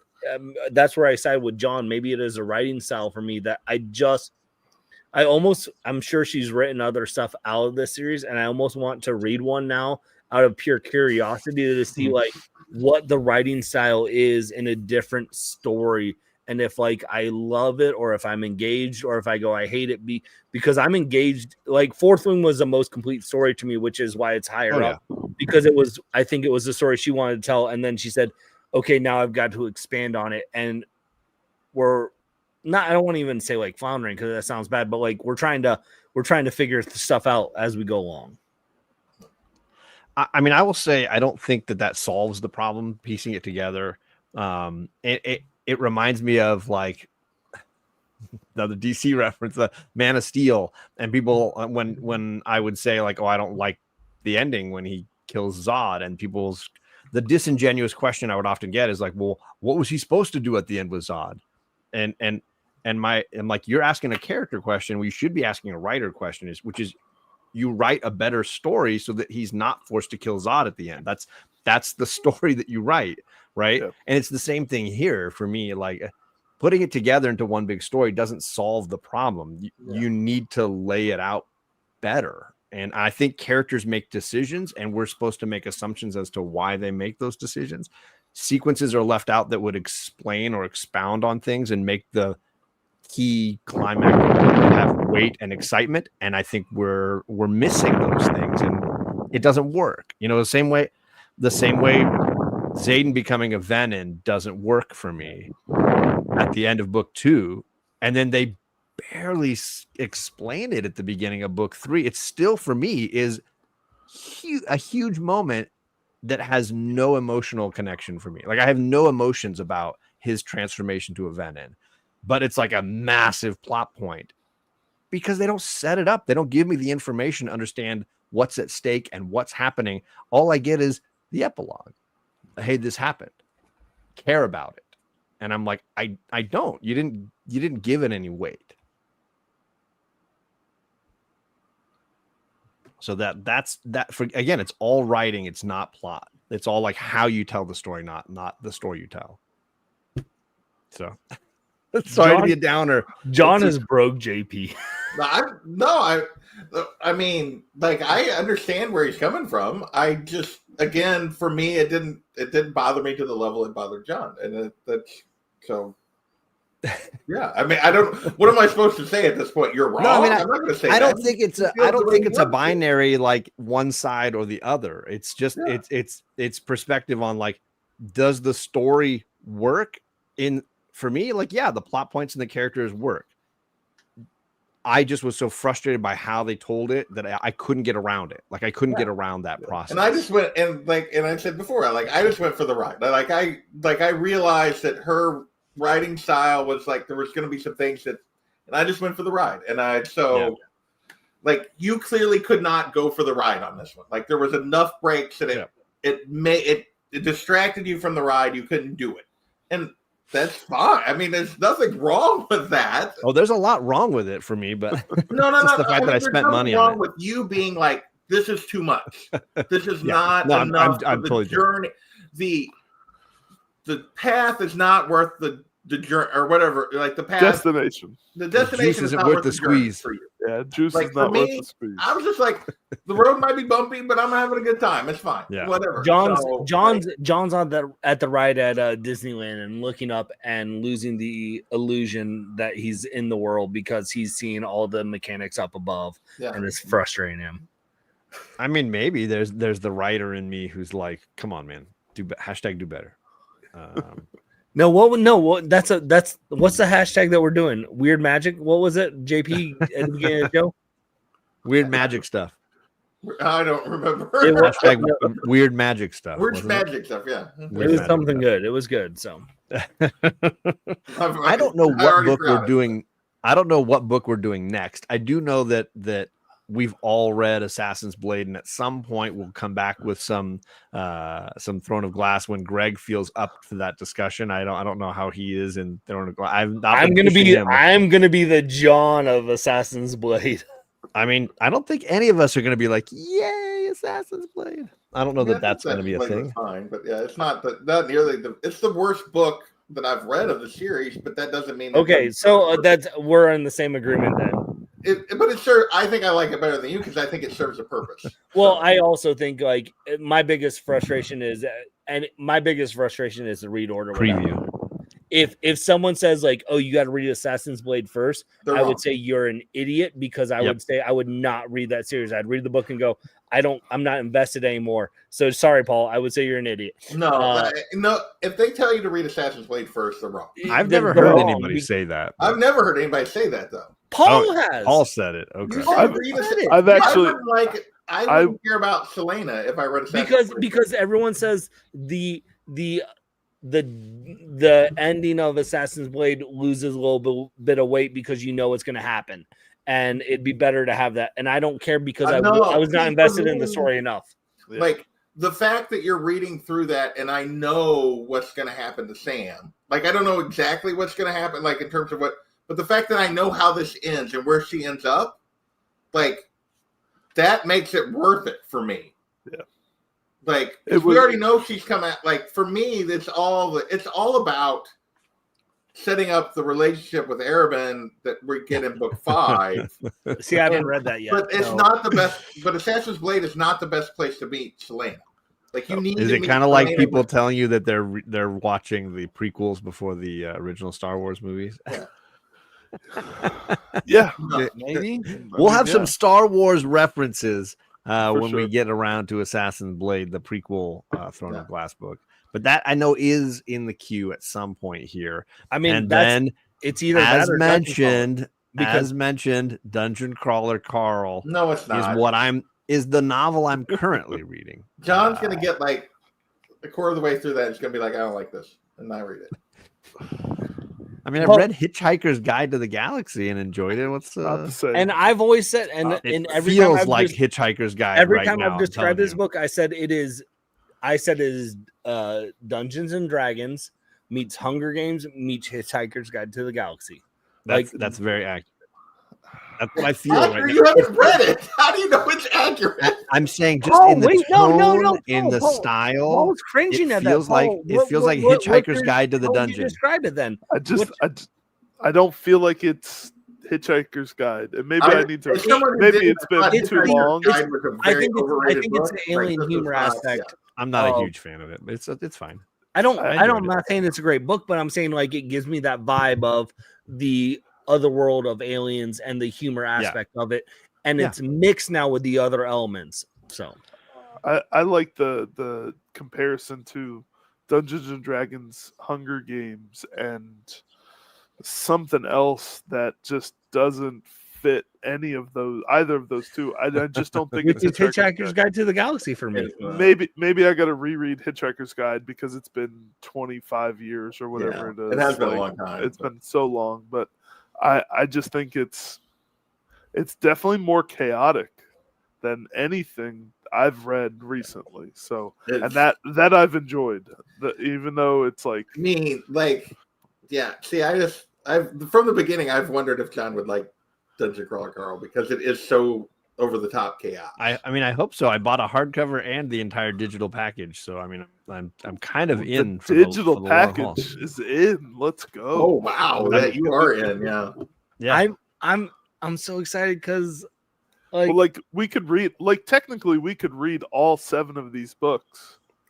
But I'm gonna wait till that hardcover comes out. See, that's where I'm at. Like I finished a hardcover of book 6. I'm waiting till 7 comes out in hardcover in September because I'm all in on the hardcovers. Yeah. Because that's where I'm at. So I haven't had a book experience where I'm like I'm waiting for the book, a novel to drop where I'm like I got to go pick it up and consume it that day or the next. Like I'm actually really excited about the series that we're doing because like I have that for book 7. I'm going to be like that when the next ACOTAR.